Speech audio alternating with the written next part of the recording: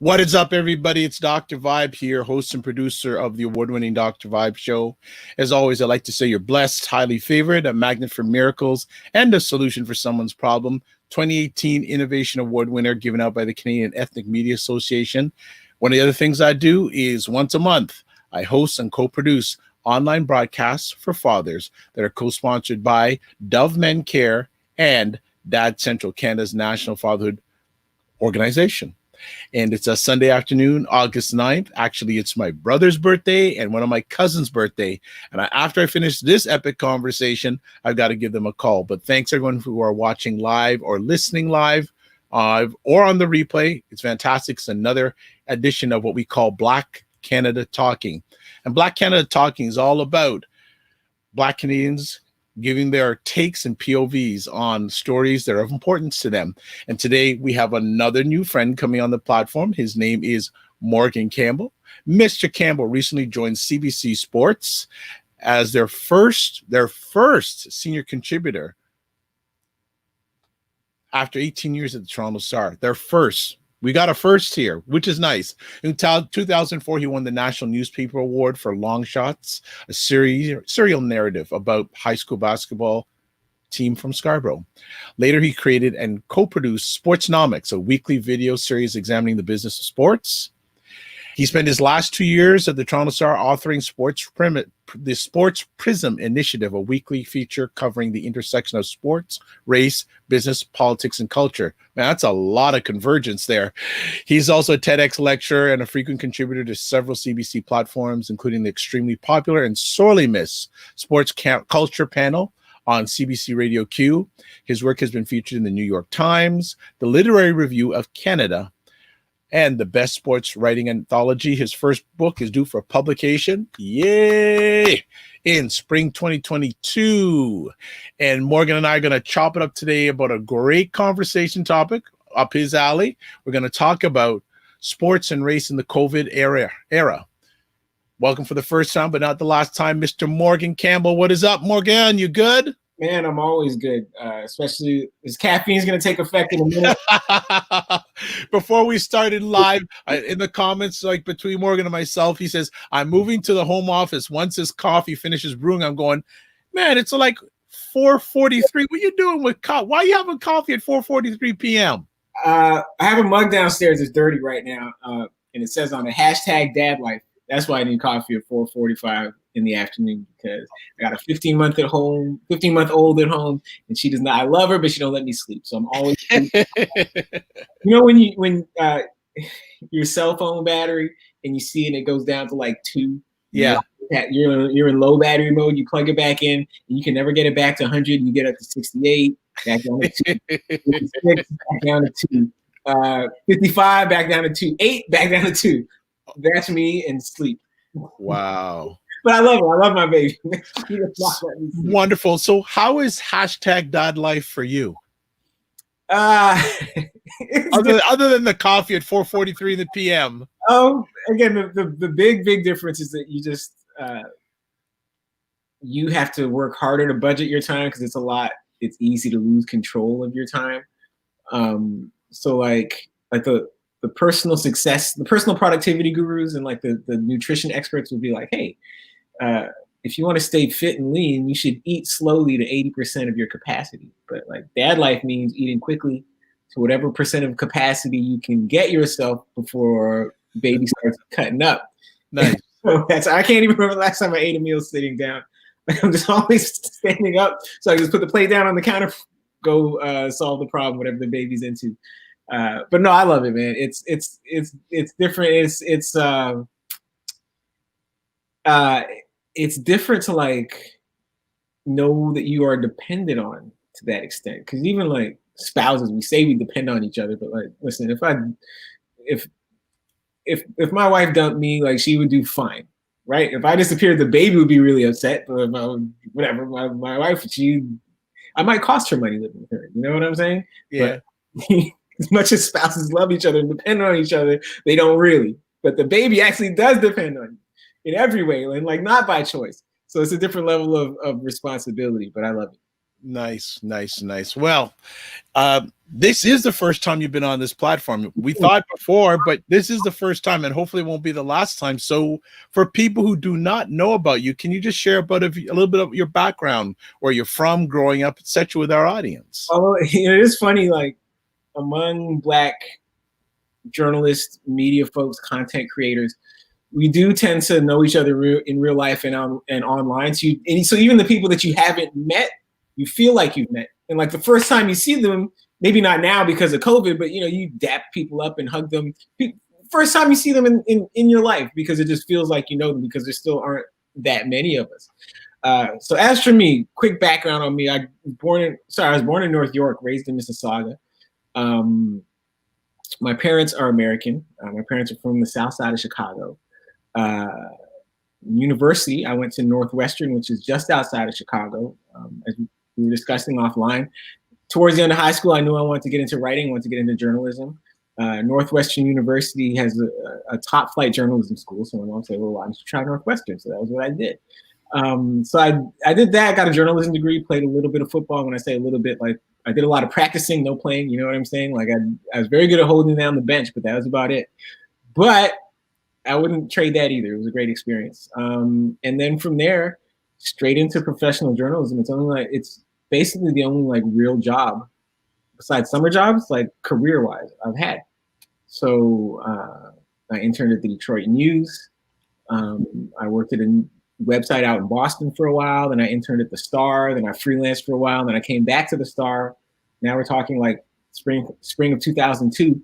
And so from spring of 2002 till December of 2019, so like 16 and a half, 17 years, I was in that newsroom doing some everything. I did layout on the sports copy desk for a while. And I did Long Shots, the series. I wasn't even hired as a reporter at that point.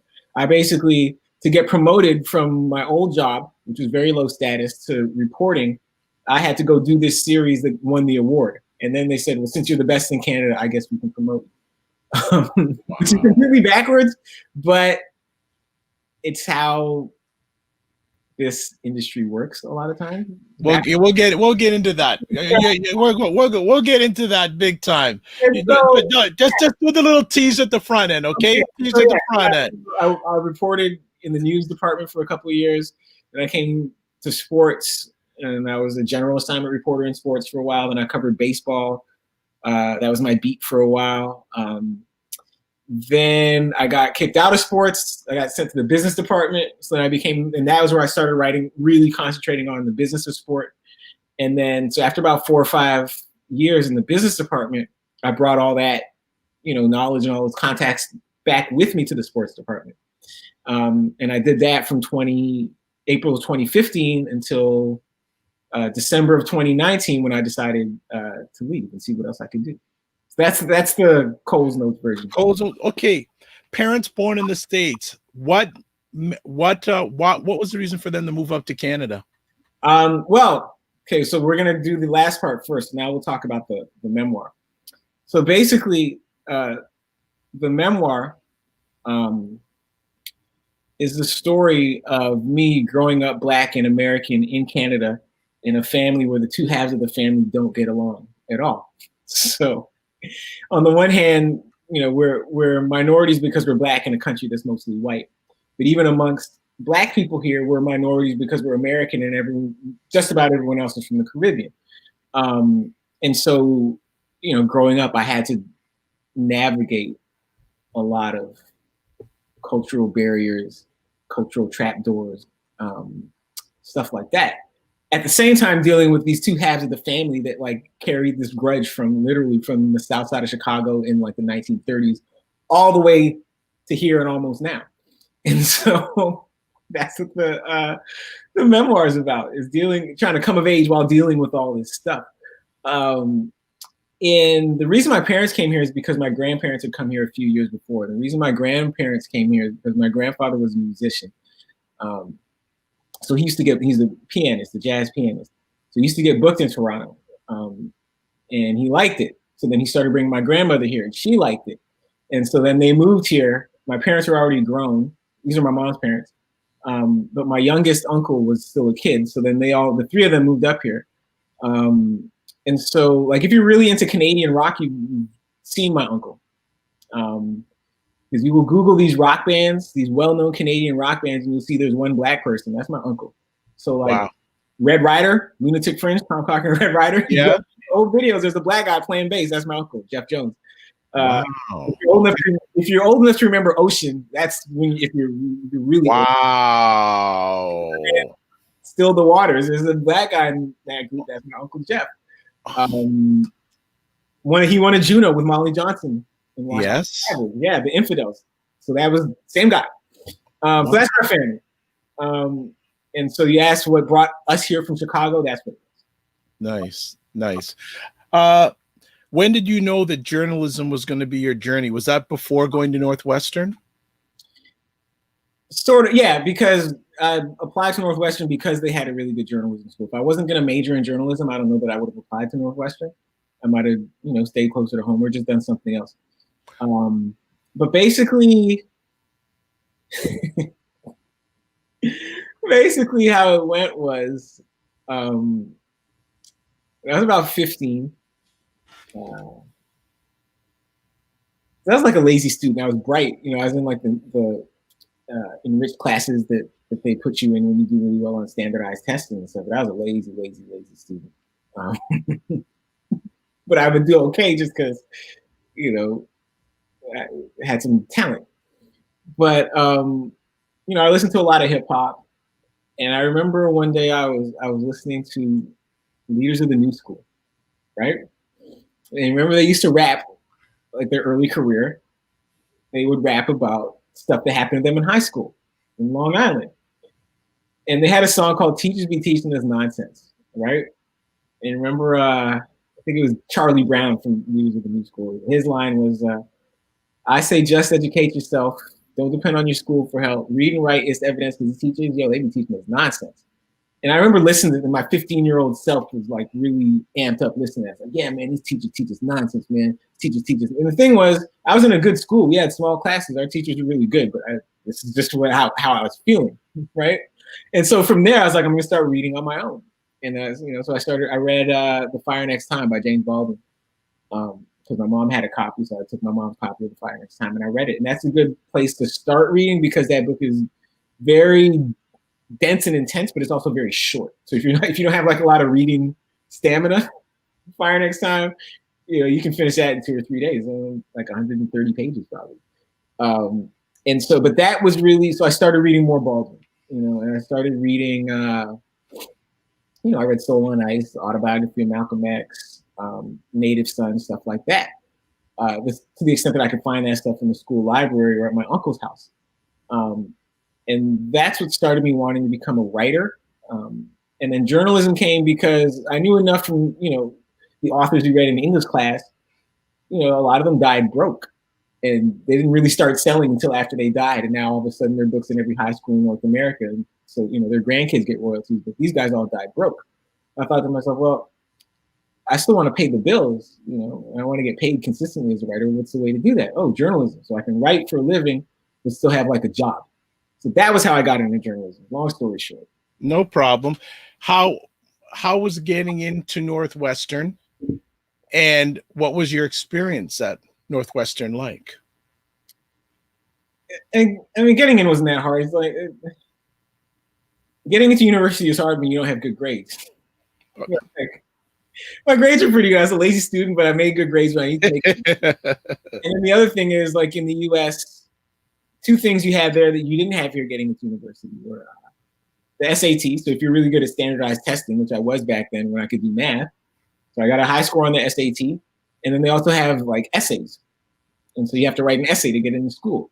And I was really good at essay writing. So between my pretty good grades, my really high SAT score and my essays, I got in. So getting in was not the difficult part. Going there, it was challenging because Northwestern is a place where they don't give you good grades. And this is one of the complaints that a lot of the people who went there had, is that all their friends at these other schools, even if they were like elite schools, getting in is the hard part. But once you get in, they give you a bunch of A's so that you can get into grad school. But like in Northwestern, the professors were stingy. So if you got an A at Northwestern, man, you earned it. You earned it. You earned it. Nice. But I loved it because it was, it was a Big Ten school, but it was really challenging academically. Got to play a little football and like see like Hall of Famers up. I was sitting on the bench, but see Hall of Famers up close, like Charles Woodson, Peyton Manning. Like we played against these guys. Like Peyton Manning's team beat us pretty good, but whatever it is, 20 years later, all I remember is the experience of playing against Peyton Manning. Nice. And then the fact too that it was in Chicago, so you're in a college town, getting that full college experience, but you're also right next to a big city, so you get that experience too, which is very different from being, this is no disrespect to the University of Michigan, but like we're in Champaign, right? Like in University of Illinois, they're in Champaign. They're 2.5 hours from the city. It's a very different experience. Yeah. And then I had family there too. So I got to, I was far enough away from home to feel like I was away from home, but I was still close to family when like I got stuck. I needed $20 and needed, to get laundry done or something. So for me, it was a great experience. Nice. Good. How did you get hired at the Star? And I guess we'll get into it. What was your experience like at the Star? Because obviously you spent a number of years there. So I'll answer the first question first, and then we'll go after that. Sure. You can re-ask after that. Yep. So basically, I got hired at the Star. This is an ongoing thing between Black Star employees and Black Star management. I got hired at the Star because I knew someone at the Star. Because the first time I applied to the Star, they sent me a rejection letter. It was addressed to Ms. Campbell. Right? Oh, come on. They're not trying to hear from me like at all. So that was my last year. That was like the end of the first term of my final year at university.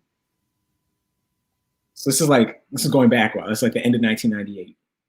So 1999 comes around. The Star had a handful of Black reporters. One of them was named Ashanti Infantry. She was fairly new there. I remember her. Yeah. Okay. So Ashanti wound up doing a story about my sister. My sister is an opera singer. And so she goes up to the Royal Conservatory of Music and interviews my sister about being a Black opera singer. And she and my sister start talking, and she's like, "Hey, my brother's just finishing journalism school. Can he contact you when he comes back to town?" And Shanti's like, "Is he any good?" My sister's like, "Yeah." She's like, "Okay, cool." So I hit up Ashanti and I send her some of my stories, so she figures out that I'm actually good at what I do. And so then the next time I'm in town, Ashanti introduces me to a woman named Sharon Burnside, she ran the intern. Her title was like assistant managing editor of training and diversity. Right. And that's key because when newspapers, when they hit hard times, when budgets get smaller, or even when they don't hit hard times, they just get a new group of management in with different priorities and they get cheap. This is where they trim budgets. They trim budgets from training and they trim budgets from diversity because these aren't priorities to a lot of people. But back then you had a person her job was, no matter how good you are when you came in here, we would have to train you and make you better because this is the big leagues. And then also part of deepening the talent pool here is emphasizing diversity, because if we're always looking for the same person or the same type of person or the same people from the same place, we're missing out on a lot of talent. So she introduced me to Sharon Burnside. Sharon Burnside and I talked for a while. And so then the next time I applied for an internship at the Star, which was the following summer, it was summer of 2000, but this time they knew me, right? They remembered me. I was the guy that came to the office and, cracked jokes and all this stuff. So now and that makes all the difference, right? Is having somebody walk you into to the decision maker's office. And then that prompts the decision maker to take you seriously and look at you for your merits instead of just finding ways to keep you out. And so from there, I got hired in the year-long internship at the Star. So I did that for a year. And then I was off for 6 months because the internship ended. They didn't offer any of us jobs. And then I wound up back at the Star in April of 2002 when a really low status job on the sports copy desk opened up. So that's how I got back into the Star. So what was the question? What's the question now? Now the question is, you left there a few months ago, reflections back on your experience, any highs, any lows, And what are your thoughts after it's in your rear view mirror now? Trying to think how I want to put this. And also, too, why did you leave? I'll start there. Okay, I want to help you as much as I can. When I tell you that, like all the other stuff will make sense because it's difficult to do like a play-by-play of 18 years. Basically, I left for a couple reasons. One, I knew I could do more than what I was doing at the Star, but the things I wanted to be able to do at the Star didn't necessarily fit into the Star's plans. And so I always had this sense that I didn't fit into the company's plans. I was not part of their plans. What I was doing, my project, my work, the trajectory of my career was not a priority to any of the decision makers in there. And so you kind of have to add it up and figure out whether or not the security is worth being stuck in this plateau and being stuck underneath this glass ceiling. So for a few years, it was worth it, and then it stopped being worth it. So like the calculation I would make in my head is that either they promote me, or when they offer buyouts, because they offer the buyouts based on how long you've been there. And every time they would offer buyouts, I would ask how many weeks of pay will I get? And if I get either, they're going to promote me or they're going to get me to more than a year of salary continuance. Whichever one of those comes first, that's the route I'm taking for the future. And so, I would talk about getting promoted. Like I would make it plain that I should have been a columnist, right? And think about how crazy it is that in the second decade, at the end of the second decade, now into the third decade of the 20th century, we still have not had a Black sports columnist at a major daily newspaper in Canada, right? Like Royce James was the news columnist who would occasionally write sports because he knew about basketball. But like people in the jobs like Bruce Arthur or Dave Feschuk or Cathal Kelly have, you never had a Black person in that. So we're still on first Black this, first Black that in 2020, right? Like my grandfather was first Black this, first Black that in the 30s and 40s.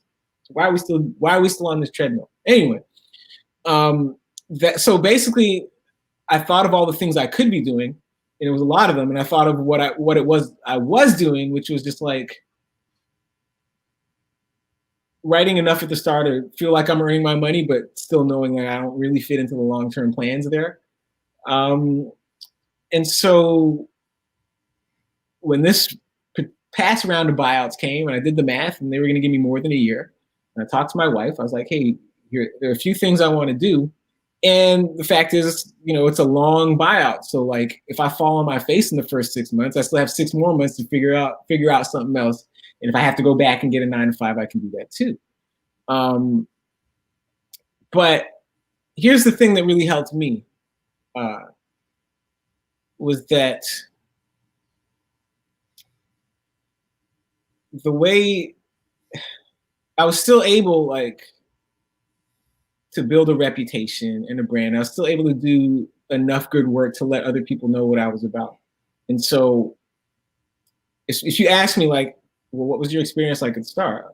I'll tell you. I was a guy that the other worker bees thought was really good and thought deserved a bigger platform within the company, but none of the decision makers, really cared. I didn't have the support of the really important people who could push your career ahead. So that's what I thought of myself. And then but this is what other colleagues would say to other people about me. And so the upside of that is when you leave the Star, in a halfway high profile manner, I did a little Twitter thread and all that, all these other people, decision makers at other places are like, whoa, that guy's a free agent now. Right? And so my inbox filled up quickly. And so the difference between right now and a year ago was that, again, for a long time at the Star, I I was not a part of the plan. I just happened to do good enough work and was stubborn enough that I didn't let the decision makers just marginalize me completely. And I would butt my head up against the glass ceiling. But things really changed for me when they offered this buyout, and I was able to, instead of trying to fight to be part of someone else's plan, make a plan where I could put myself first, make myself the center of the plan, and work with people that share that vision with me, instead of always trying to convince someone who's indifferent to me that I deserve a bigger platform, that I deserve a push, that I deserve that attention. And that's been the biggest difference. So I was able to put like my career first and not have to fight, for resources, time, attention, whatever it is. And I've been able to work with people like almost exclusively who see the same future for me, or the same potential for me that I see for myself. And that's been the biggest change, because that like in a corporate newsroom, that's not what it was. Yeah. And I think wasn't the Star just recently, the ownership just changed? I think it finally got approved. Yeah. So I'm gonna get $1. I might get $1.50 out of that, because I own 2 shares of stock, and they're gonna sell it for 74 cents a share. So I'll get $1. Congratulations. Just before we start getting to our main topic of conversation, when people heard that you had left the Star, how many, you don't have to give me the names of them, but how many different platforms came looking for you? There's 2 things. Because one, and I'm sure like you can relate, and a lot of the people listening can relate to the difference between the way Black people who know you or know of you and halfway know you, and white people who know of you and halfway know you reacted. So I say I'm leaving the Toronto Star after 18 years. The Black people are all high-fiving me. Congratulations. Yes, you graduated. Right. You're leaving the plantation. I'm so sorry. I'm so sorry for this. But the thing was, again, at the Star, I call it the Golden Treadmill. Right? That's what I was. Wow. Okay. So the Black folks were like, perfect. You stepped off the treadmill. So now when you run, you can finally move forward instead of staying in one spot. The white folks are like, oh, but it's such a nice treadmill. It's made of gold. Why would you leave the treadmill? I'm like, man, I got to get off this treadmill. But when I say I wasn't even finished I'm leaving the Star thread and editors were in my DM, that's what was happening. And so, yeah, so from the time I finished, I hit as a freelancer, I hit the ground running. Like by the middle of January, I was in Las Vegas on assignment for the New York Times. It basically since then it hasn't stopped. So I'm not complaining. I'm at the point now where like, and I never dreamed this would happen. Like, I have to tell people, hey, I'm booked solid from now until Labor Day. Let's talk after Labor Day. And I never thought this would happen. The way this industry has turned in the last few years, and how few like paying outlets there are now. But I've been lucky, and I've also been good, and I had good timing. So all those things came together. Nice. Well, you went to a new level at the end of last year, and now this year has been a whole different.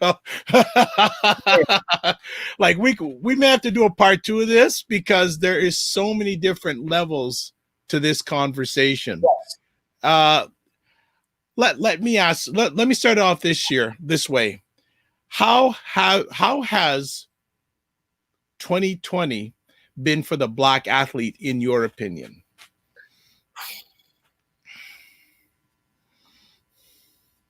I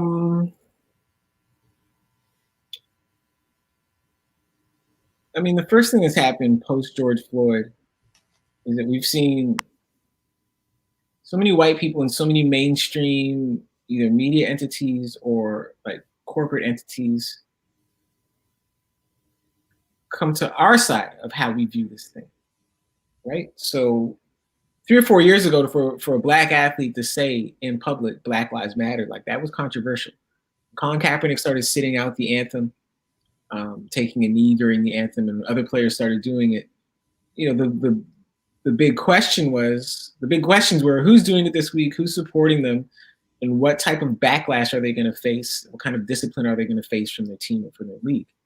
Fast forward to summer of 2020, post George Floyd, you have all these leagues now like stenciling the words Black Lives Matter on the playing surface, on the big screens in the arena, so for the TV audience to see it. It's now part of the product. And that's a huge change. But what it does too is, and I made this point in a story that's going to be published tomorrow in the New York Times. It's a significant step. It also makes it much safer to demonstrate. So if you're Colin Kaepernick, you demonstrate during the anthem, but you know there's going to be trouble for it. You know, by doing it, you're picking a fight with your team, with the league, you know, with a lot of the fans. When Matt Dumba comes out before a game and makes a speech against racism, he does it in a way that's completely sanctioned, supported by the NHL, right? So it's significant, but it also makes that gesture much safer. Like Matt Dumba, you know, maybe he's not comfortable speaking in public and he sounded a little nervous, and that was really endearing, right? It made the speech seem more heartfelt. But what he wasn't doing was taking a risk. He knew he wasn't going to lose his job behind that. He knew he wasn't going to lose sponsorships behind that. He knew he could just do it because he had the support of the league, which Colin Kaepernick didn't have. And so that's one huge step, right? But the idea too that in the NHL, you know, they only ever have, you know, 15 to 20 Black players in the league per year, something like that. Maybe a few more now. But the NBA, because they're playing right now, and the NFL will see what they do. But the idea that these leagues and these teams, one, have put their marketing muscle. It's one thing just to say your platform, it's another thing to say this is part of a strategy behind amplifying these messages of Black liberation, but also, you know, the NBA saying we're going to put some money behind this. And these different leagues, these different teams saying we're going to invest in community organizations. We're going to invest in Black businesses. That's a big step too, because the thing is,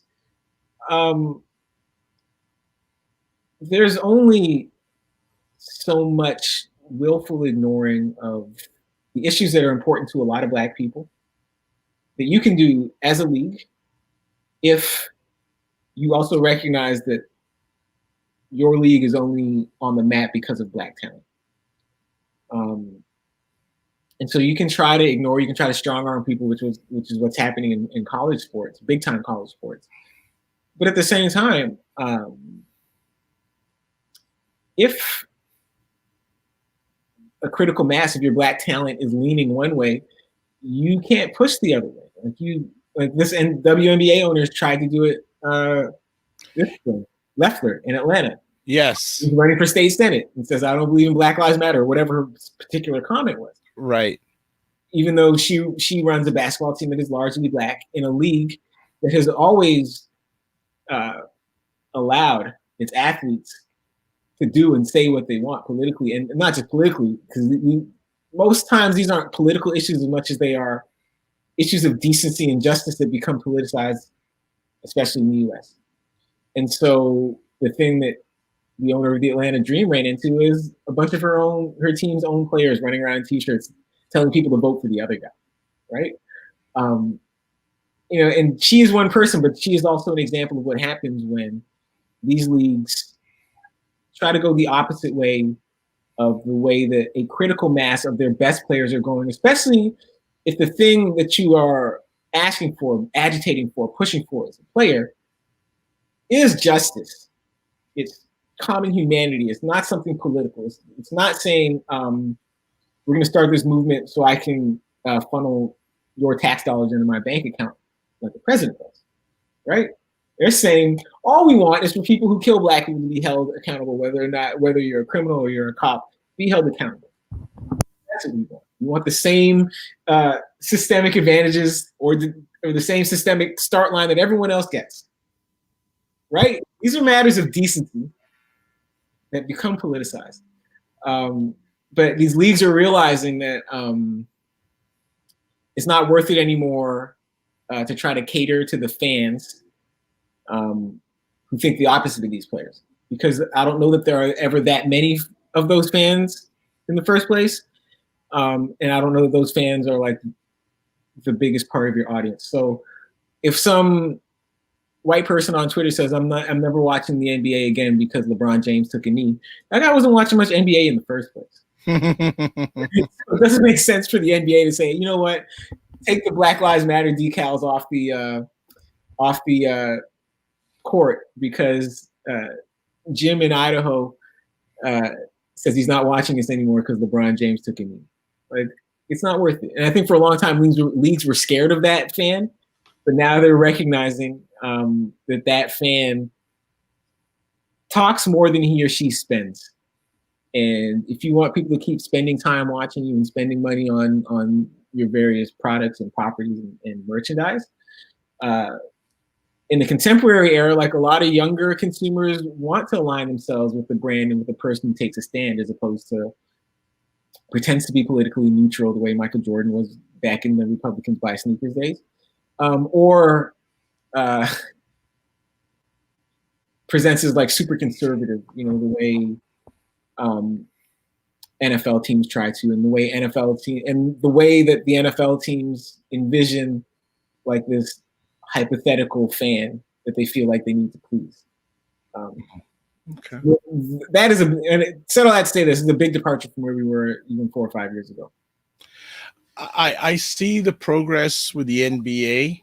I'm skeptical about the NFL because, I'm just skeptical. Like, then the season hasn't started yet, and we'll eventually get to college. College is U.S. college is a whole other conversation. Yes, but the NFL piece, I'm sitting back and watching to see where that's gonna go next, because we know with the NBA, obviously Adam Silver has a little bit more a progressive thought process than I feel Rod Goodell has with the NFL.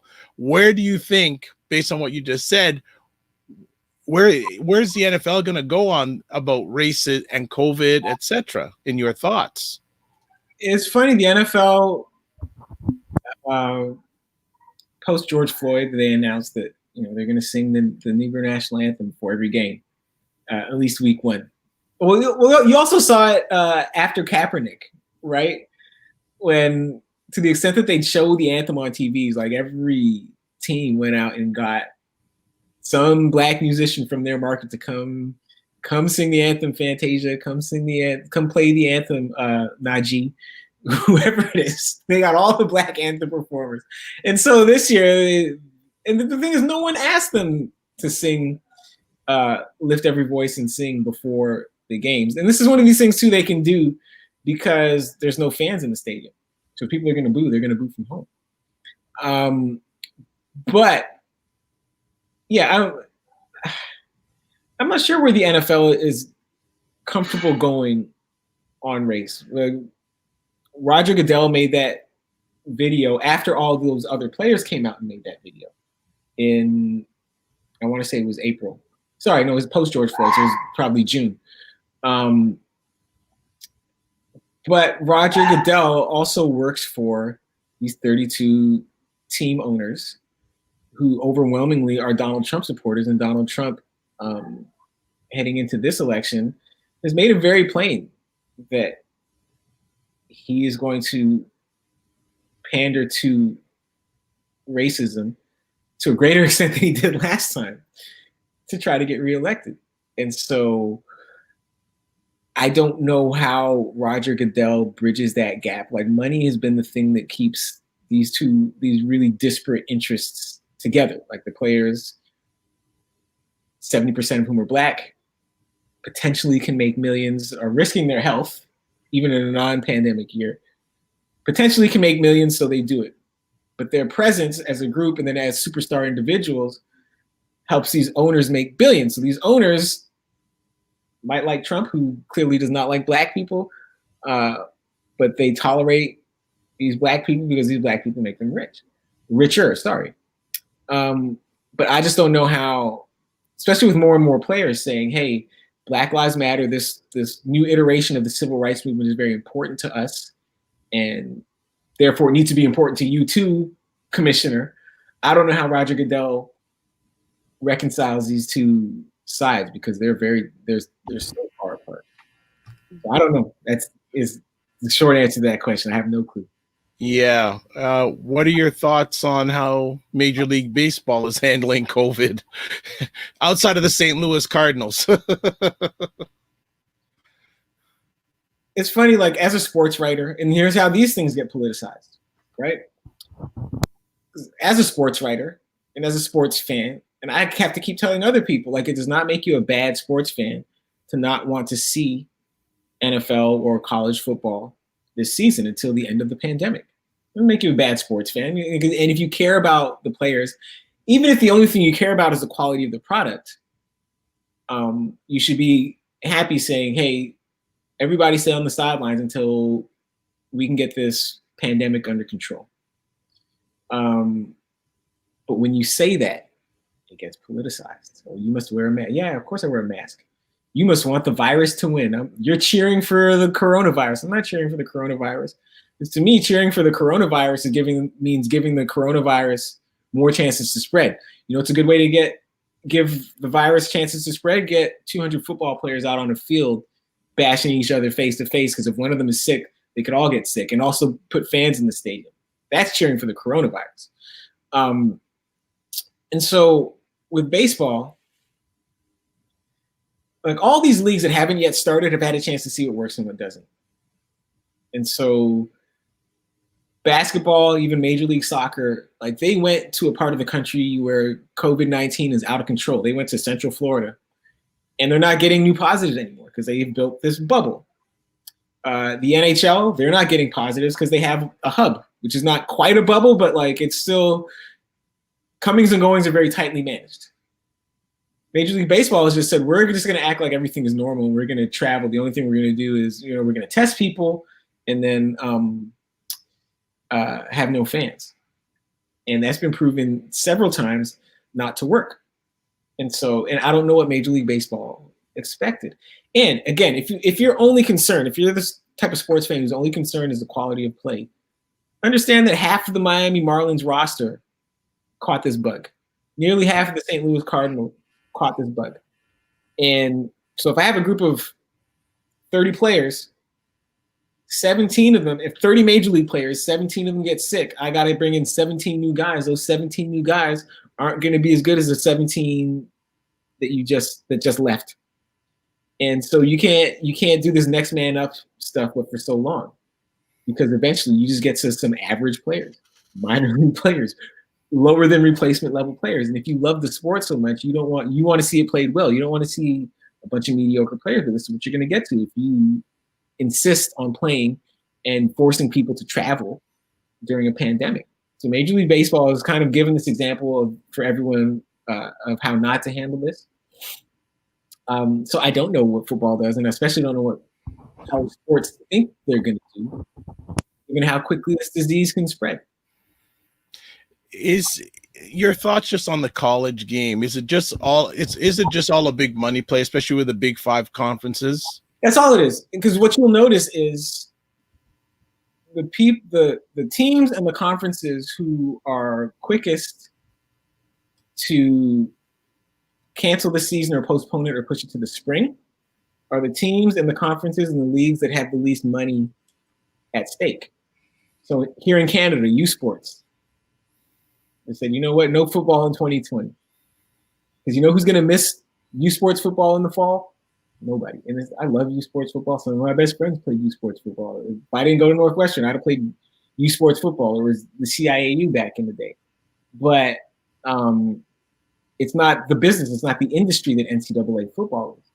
And so when you talk about moving that season to the spring, you're not talking about billions of dollars in forfeited revenue. You're talking about, $10,000, $20,000 here and there, or whatever, these teams are making selling tickets, because these games aren't on television. And so people will survive. In the US, the Ivy League teams, bump their football schedule to the spring. A lot of the HBCUs bump their football schedule to the spring.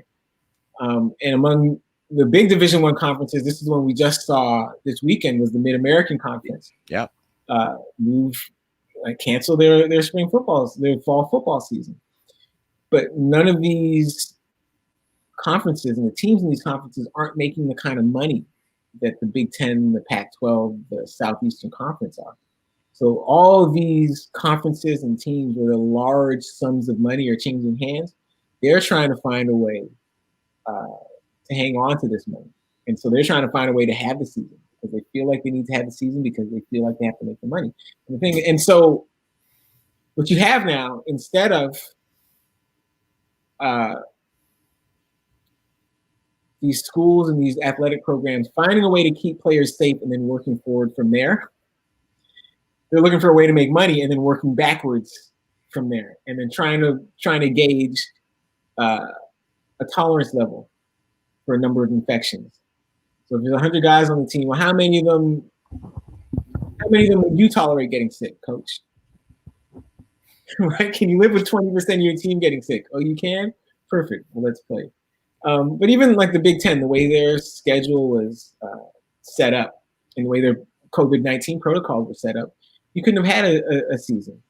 Like, they haven't canceled their season yet. I just don't see how they're going to have one, because one of their rules is if one person tests positive, anyone who has had close contact with that person has to quarantine for 14 days. So let's say I'm an offensive lineman that tests positive. Okay. Every other guy on the offensive line, they got to quarantine 14 days.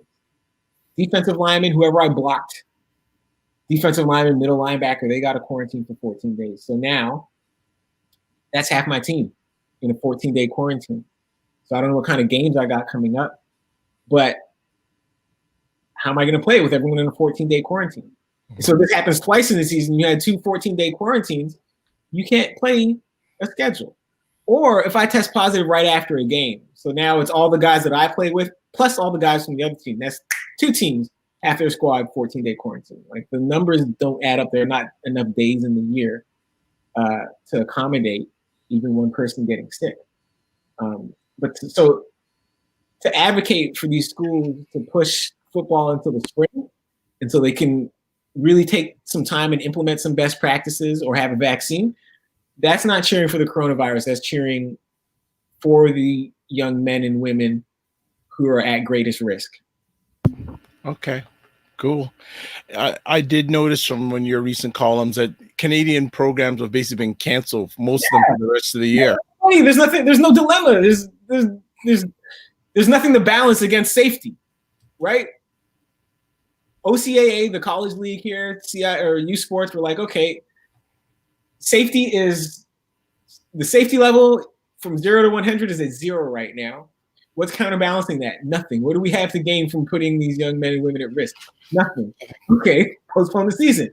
Whereas if you're the Big Ten or the Pac-12, you're like, okay, all these kids are in danger. That's really bad. But what do we have to gain from putting them in danger? Oh, a few $1 billion. Oh, okay, well, let's try to find a balance.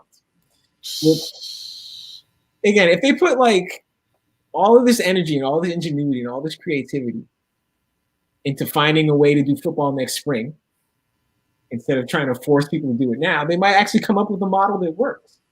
Because again, we've seen what works, right? What the NBA does works. What Major League Soccer does works. What the NFL does works.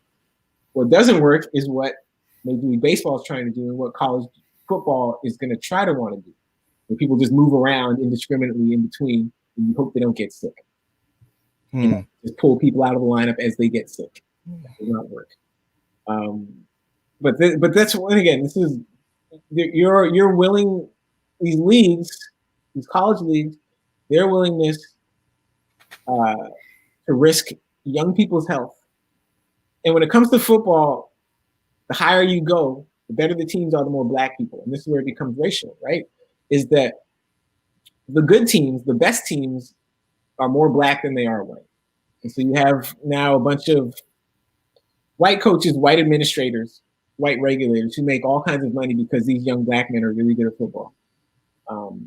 And so they get to throw around these $1 billion sums of money based on the talent, the output, the performance, the preparation of these young men who are mostly Black who don't get paid.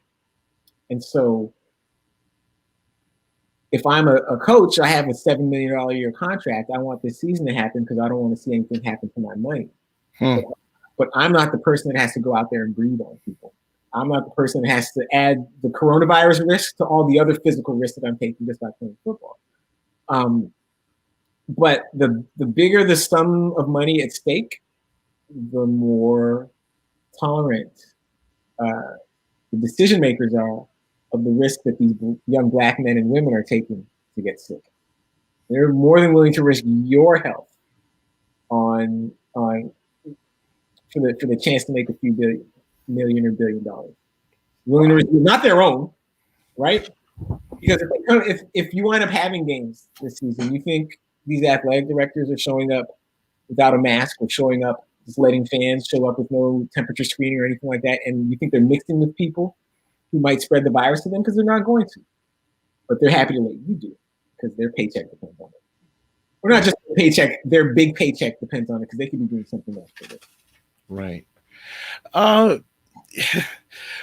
Since you started writing compared to now, how have things changed for the Black athlete?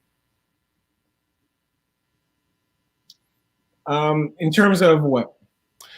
Well, you in one of the areas you mentioned, it seems that they in some sports they do have more say, and they're being listened to more. Do you feel do they have more social impact over the years? Is that growing? Because I do see that in the areas of basketball, and I'm seeing in other areas. Is there, you always have that, have the comparisons like, oh, why wasn't Michael Jordan more taking a political sense? Why didn't Tiger Woods? All those things come up. I think one of the things that doesn't change is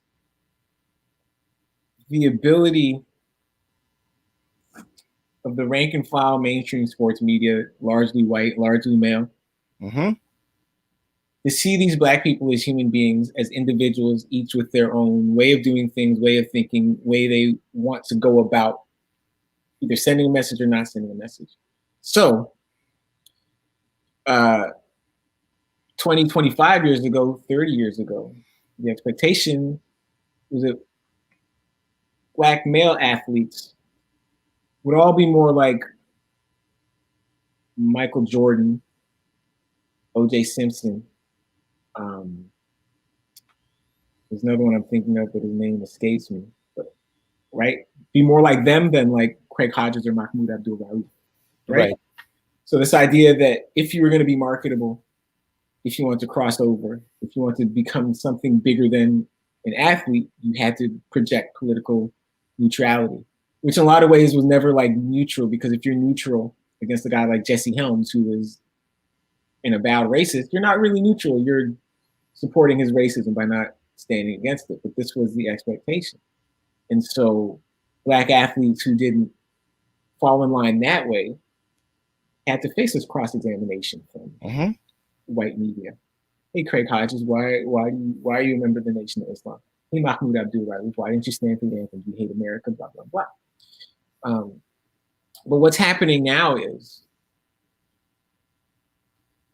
like that unwillingness or inability to evaluate people as individuals still exists. And I'm talking about on the part of the mainstream sports media that's mostly white.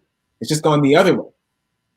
Because anthem demonstrations and asking questions about those are just a really easy way for people who don't know about race and racism and race relations to seem smart.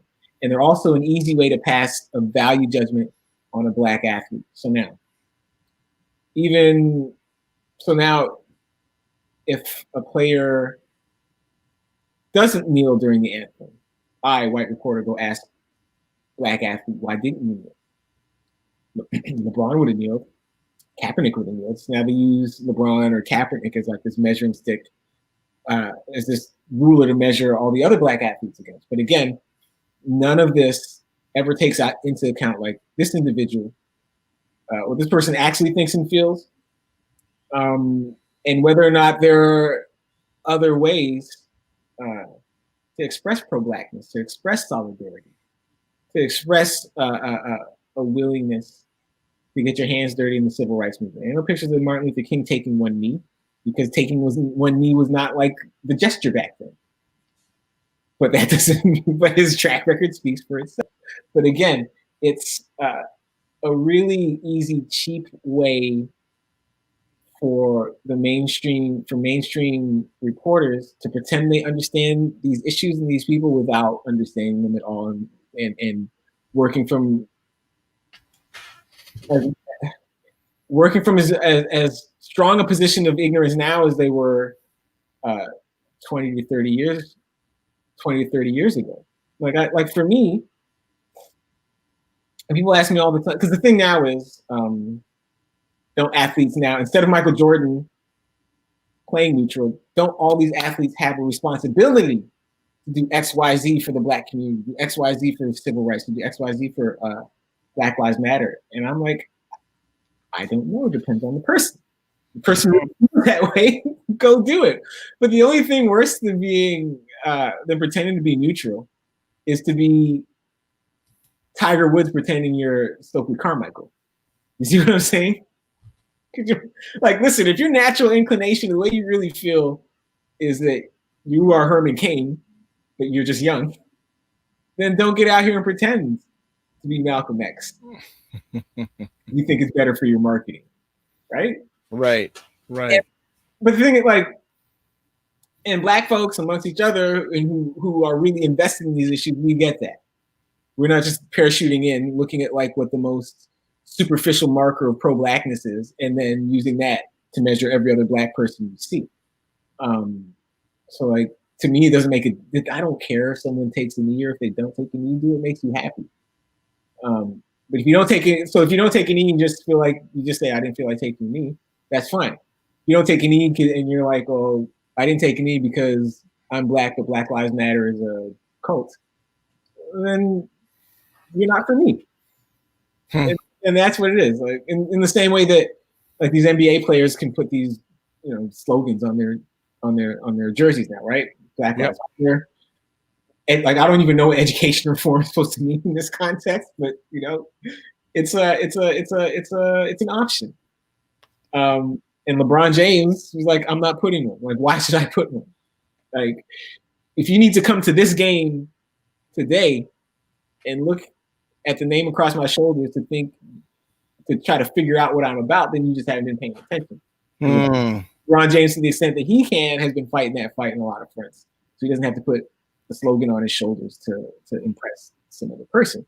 And the same thing happens with kneeling. If someone feels like they don't want to kneel for the anthem, that's fine.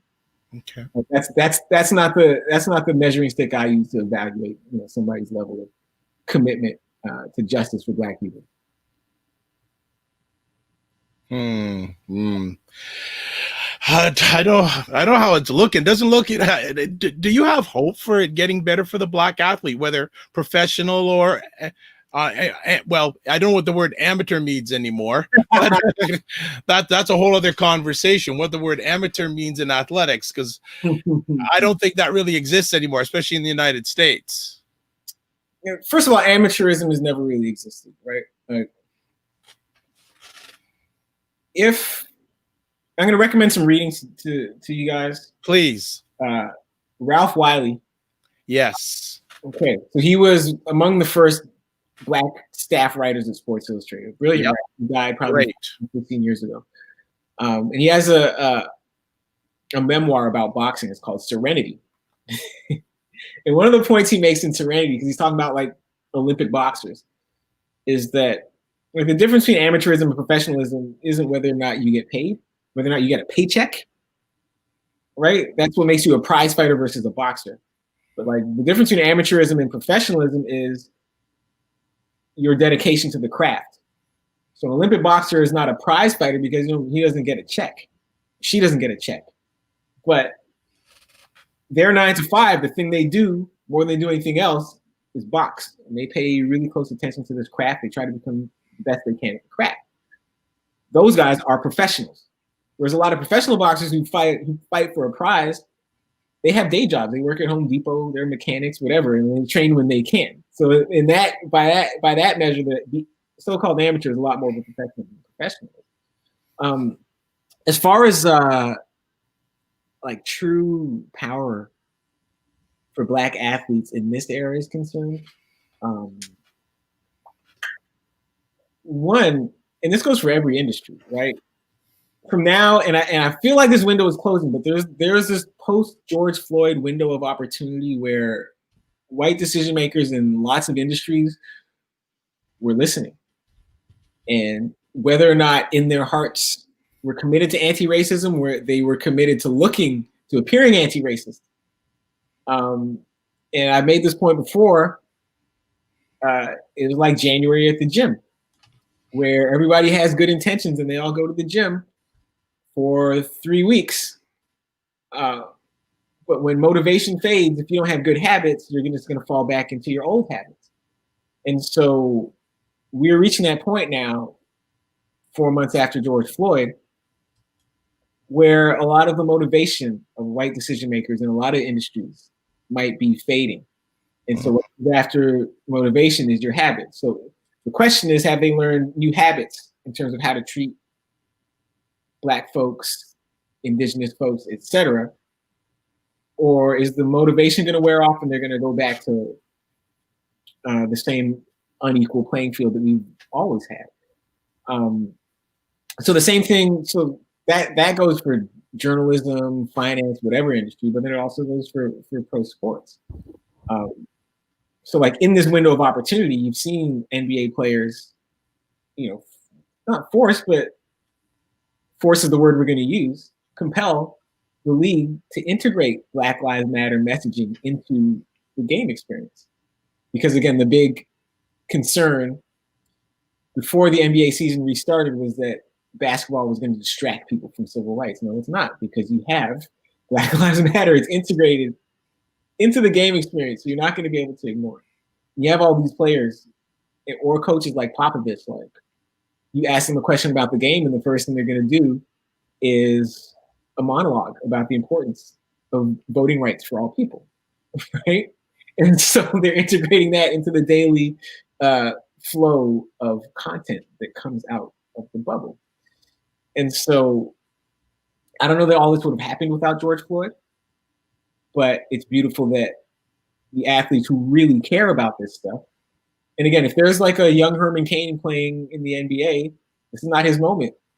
Sorry, it's not. What are you going to do?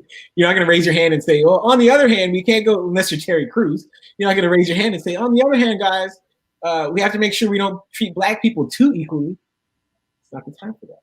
So, but so again, so whether or not this enthusiasm continues long term, I think it's important that Black players who are really into Black liberation, Black equality, Black freedom, Black rights, pro-Blackness, were able to secure some long-term commitments from the league. Hey, you guys are giving $30 million a year for the next 10 years, so that if your motivation fades after year one, your name is still on the contract for 9 more years, right? The NFL, it's a little bit harder because the players there are so disposable, right? The NFL treats all these players, unless you're Tom Brady or Patrick Mahomes or one or two other star quarterbacks, all the rest of them are treated as though they're interchangeable and disposable. And again, they're not really disposable, because if you took those 1,500 players and replaced them with the next best 1,500 players, you would notice a significant drop off in the quality of play. But the NFL traditionally has had a weak union. The players do not have a lot of guarantees in their contracts, so they have less leverage. So I'd be interested to see like what type of real leverage NFL players in general, but led by Black players, can wring from this moment. And then college.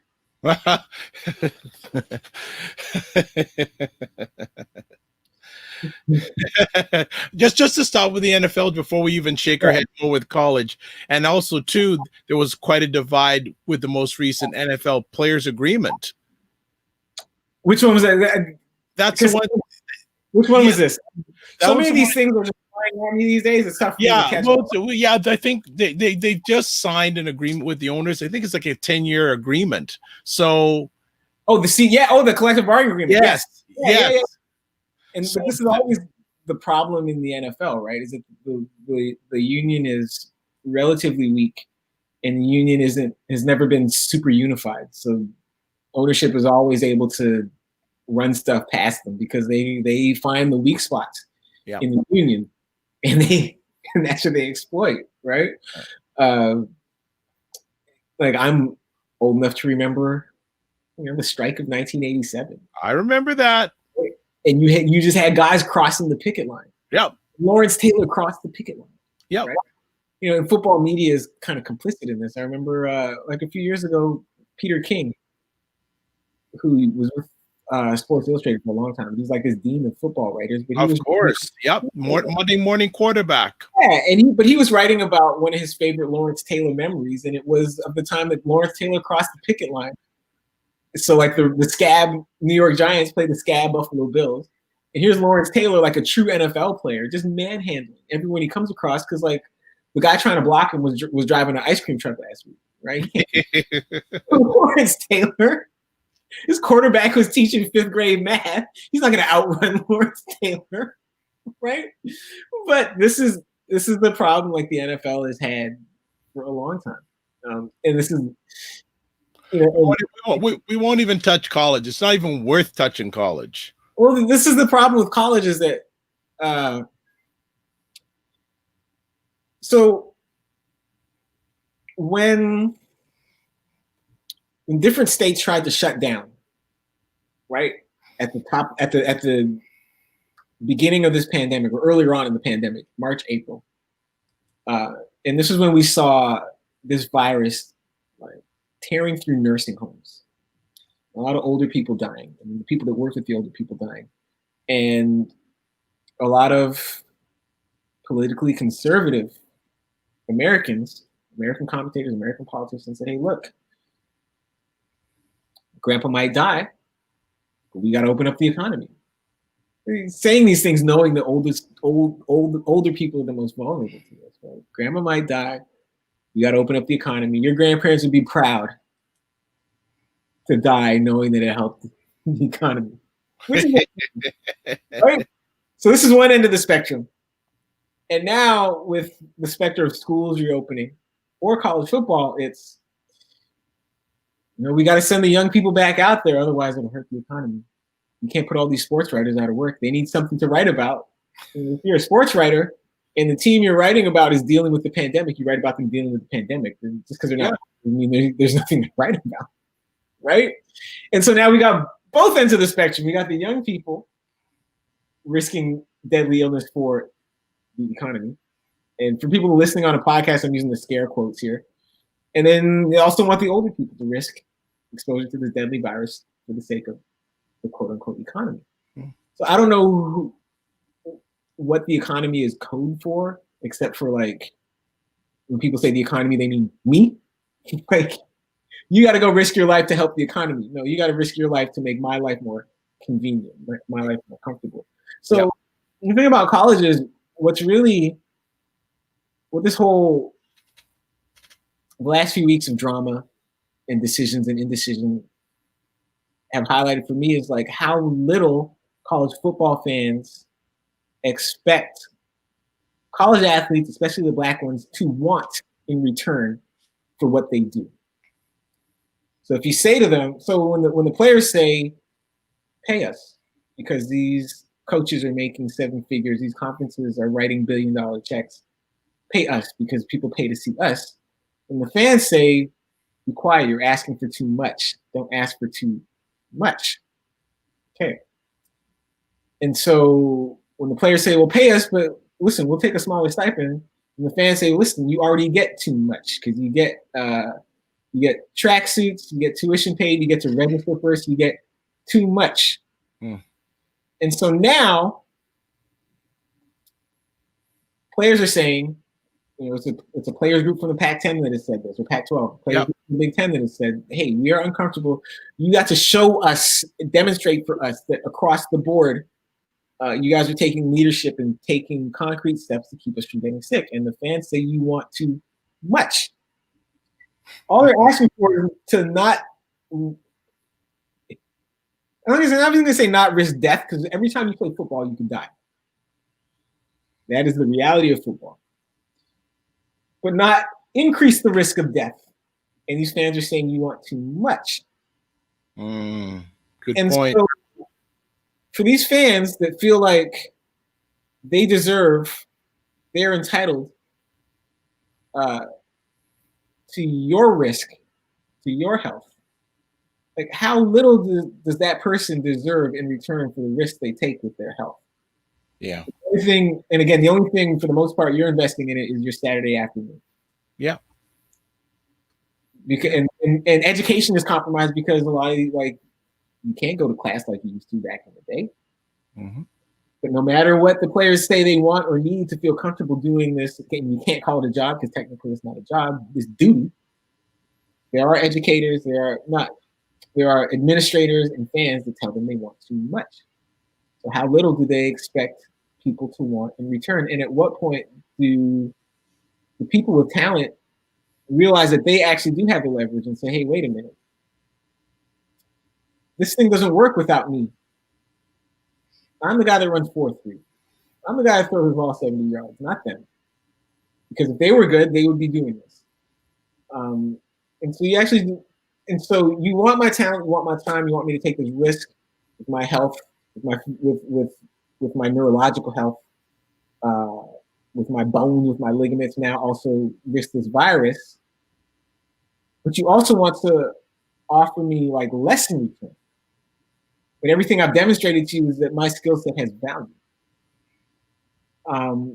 And so every year it seems like something brings us closer to this reckoning. Maybe coronavirus is what finally brings it about. But at a certain point, especially in America, political conservatives who claim to value a free market and personal responsibility have to concede that free markets, personal responsibility, all lean in the favor of these athletes getting paid, these athletes getting protected, these athletes getting compensated commensurate to their talent and their skill. And it can't be shut up and play, risk death because I got to fill Saturday afternoon. You know what I mean? Go mow your lawn. Go play with your kids. I love football, but you know what I do on Saturday afternoon? I mow the lawn. Well, I take an allergy pill first, and I mow the lawn. Well, we're gonna start winding it down, and again, thanks for your time. But before we came on live, you made a comment that you're the second fastest person in your house, and that you have to make sure that you have your camera set up a certain way. Why do you have your camera set up a certain way? So anytime either my wife or I winds up on a podcast, this winds up as a thing, just because of the way our home office is set up. And there's this big picture behind me. So it's that's my wife in the red out in front. There you go. So that's my wife. Her name is Perdita Felician. So yes. A lot of Canadians know her. Yep. So she's the world champ. And I was just a guy who played a little football in college. So when it comes to who's the more accomplished athlete, it's not close. So there's nothing to compare. There are people that are really, really, really, really, really good at what they do, and they still would compare resumes with hers. This is what it is, right? Yeah. And so our home office is basically full of all her trophies and these plaques. I'm sorry, not all her trophies because she couldn't even fit them all in here. Okay. And I have one slim little wall with a few plaques, but that's how I'm the second fastest person in my family. And we have a 15-month-old daughter. So probably about 5 or 6 years, I'll be the third fastest. So the thing is, back when she was competing and I had healthier muscles and stuff, I would train with her Any video of that? Not anymore. There were some days when we would actually line up and like sprint, like all out sprint. Yeah. Right?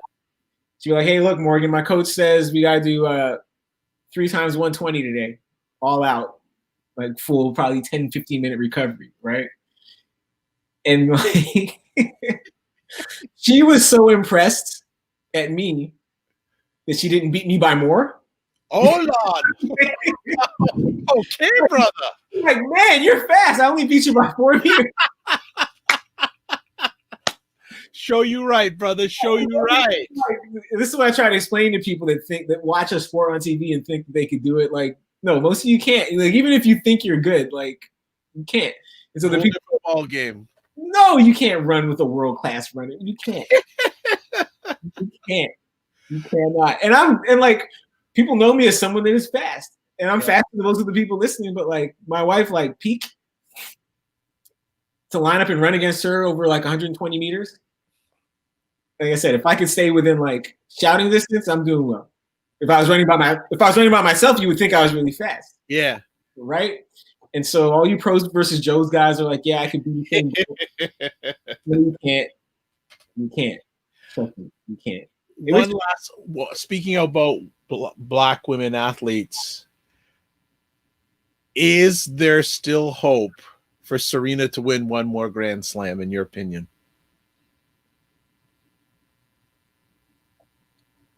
Maybe. But I think total number of Grand Slams is the wrong way to evaluate her. Yeah. Because to me, she's the greatest of all time, and it doesn't matter if she's won the most Grand Slams, because the person winning all those Grand Slams back in the day was playing in a completely different environment, where the depth of talent on the women's side was not as deep. She's playing in the 1930s or 40s or whatever it was, when women were actively discouraged from playing sports. Like Venus and Serena had to beat a lot more people to get to where they are. Yes. Than the people playing in the 30s and 40s had to play to get to where they were. And the other big thing was that Venus, to win these Grand Slams, a lot of times had to play. Serena, to win these Grand Slams, a lot of times had to play Serena. Like, there's never anyone else who's had to play a rival that good that many times to get to Grand Slams, right? So when your next best rival is that good, you're not going to win as many. And the fact too that like each of these Grand Slams is a separate tournament. Each one involves winning like a whole bunch of matches. Right. And we True. look at Serena, we're like, oh, she's however many Grand Slams she is behind. And you act like she can win them all at once. You can't. It's one and then another. Each one is an achievement. And Serena Williams is not young. No. And so any other nearly 40-year-old playing consistently at that level, you would praise them. You say, look at this person. She's almost 40 years old. And come back from some major health challenges. And these health challenges, and had a kid, and can still consistently make Final 8, Final 4, Final 2 of Grand Slams. Like, that alone is a huge accomplishment. Yeah. With Serena, and because of the way we decide to try to line up the numbers, we act like she's underperforming or she's always going to fall short of greatest of all time. Like, greatest of all time is who is the best at their best. Greatest of all time is not greatest number of victories or greatest number of times reaching a certain threshold. Like for the track nerds, Usain Bolt is the greatest of all time. You know why? Because he ran 9:58 and 19.19. Like Asafa Powell has more sub-10s. That's like getting a whole bunch of Grand Slams. But like everybody at their best, everyone's at their peak, put them against each other. Who's the best? That's the best. Serena's the best. And like to me, Serena doesn't need to win more Grand Slams to prove that she's the best. Because if you put peak Serena on the court with peak whoever it is, give them the same equipment, Serena wins. Yeah. Give them the wooden rackets, Serena wins. Give them the new rackets, Serena wins. It's not close, and let's not pretend it would be close. Two other quick things. You have a fascination with a television show. Oh, yes.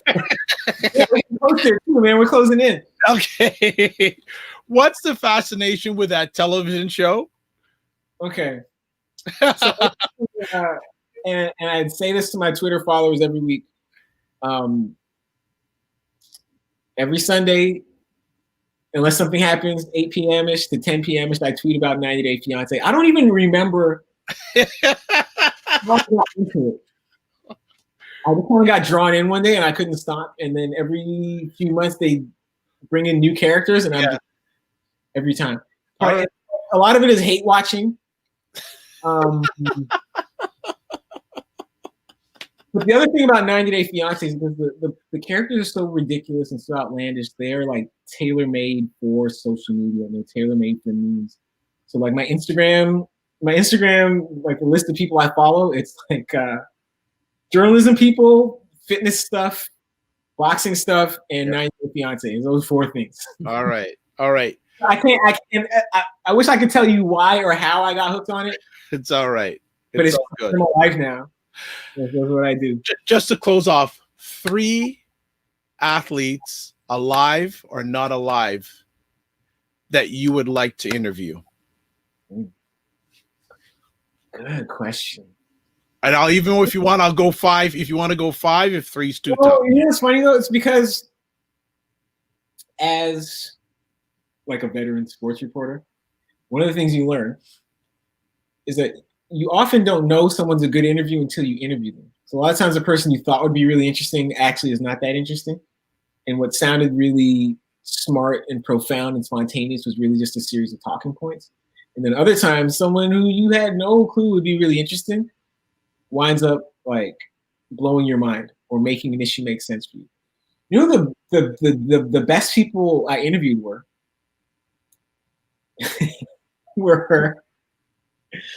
El Pantera and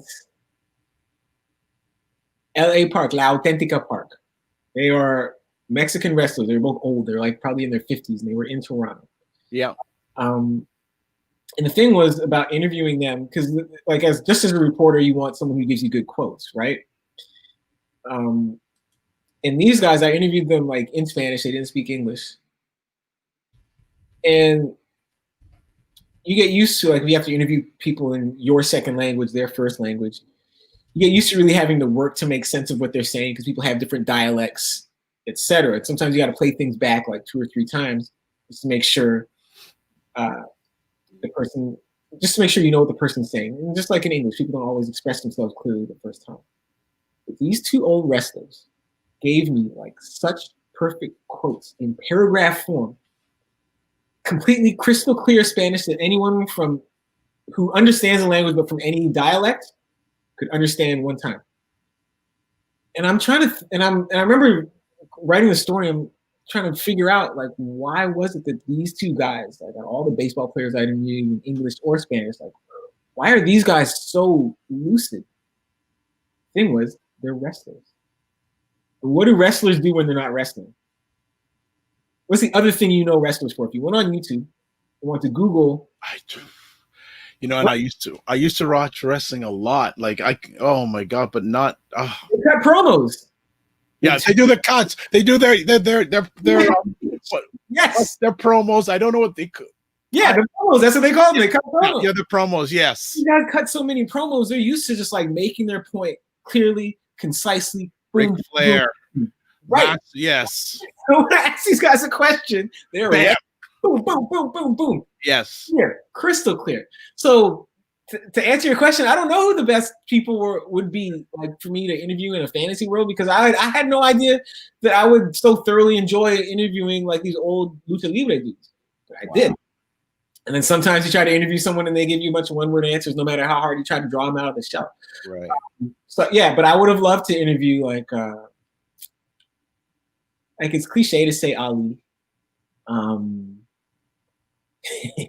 I would like to interview Serena, because just how she's been able to keep it going. Yes. Like, well, and the thing is too, like, because you asked me this question, and my problem is like I can't think of that think of an answer in a fantasy way. I'm always thinking like really pragmatically. Yeah. To the person, what kind of time would they have for me? What kind of questions would be on limits and off limits? Stuff like this, instead of just answering the question as like a fantasy question. But I would have loved, and a lot of the journalism that like I grew up with, kind of depended on access and like in-depth interviewing, a lot of observation and stuff. Didn't really exist way back in the day when like a lot of the people that I find fascinating were performing. So like, quick history lesson: the first Black world champion in the history of modern prize fighting and the history of modern boxing is a guy named George Dixon, who's from Halifax. Okay. And he was also the first Canadian world champion. So if there would have been a chance to do just like go to training camp with George Dixon, follow him around for a day or two and write about the world he inhabits and the world he navigates.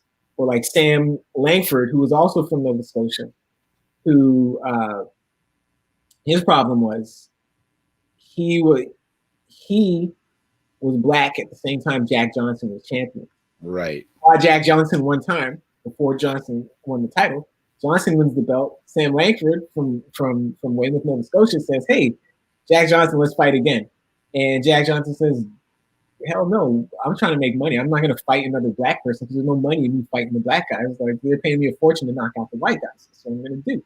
So he never fights for the title again. And Sam Langford winds up dying blind and nearly broke in Boston. But like, I would have loved, not a sit down interview, but just like to go through again, like a month in his life, like when he was at his peak, stuff like that. But but that type of, like, I can read those kind of stories about the athletes I admired growing up.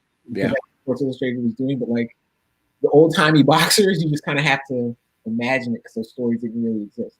Right. Yeah, and hopefully we'll get Morgan on again because he loves boxing. He's a big boxing head. That's what sports write about. I love boxing. Yeah. Someone just popped in with a quick question. I don't know if have you ever read Arthur Ashe's book? No, I have not. Hard Road to Glory. No, I haven't. Yeah. I know it exists. It's one of those forever on the to read list, but I have not gotten around to it. All right, no problem. Well, sir, thank you for taking the time. Thank you for having the coffee before you came on. It's better because now I'll be sharp and alert for 90 Day Fiance, so it's good. Well, again, best wishes to you, your wife, the growing one. Yes. If people want to find out or get in touch with you, how can they do that? All right. You can follow me on Instagram. Like, Instagram is not a ton of professional stuff. It's just me, like what I eat and my wife and I playing with the baby and like how we work out and stuff. That's my Instagram. So it's at Morgan P. Campbell. Twitter, same handle, at Morgan P. Campbell. That's, where I write, my thoughts on the stuff I'm writing, stuff I might want to write about, the stuff that's happening, 90 Day Fiance, all of that. If you're like into professional stuff, find me on LinkedIn. If you have like a big project you want me to undertake, I can say this now. Call my agent. Yes. Cook McDermott is my literary agency. And stay tuned. So I'm writing the book. I'll be done by this time next year, and then it'll be on the market hopefully spring 2022. All right. Excellent. That is fantastic. Well, I like to say continued success, man, and I'm happy that you're off the treadmill and you don't have to deal with the ceiling anymore. It's so crazy. Like on Friday, my agent called. It's so weird for me just to be able to say this like casually. Yeah, man, I gotta talk to my agent at 10 o'clock. And it was like I had to stop and think about it and talk about this with the agent. Like a year ago, I was just again at the Star on the Golden Treadmill. No matter how hard you run, you don't go anywhere. And then a year later, like my Friday is, I got to talk to my agent about some other deal somebody's trying to bring to me. And after that, I got to go talk to some editors from the New York Times. It's like, wow. Right. if you said to me last year that a year from now that's what my Friday would look like, I'd have been like, yeah, You're right. A year from now, crazy. You're mad. You're mad. They're doing the same thing. But listen, I'm not going to tell people just to quit their jobs willy-nilly, but it is good to know when to walk away. But it's great to have, like, my wife is really supportive.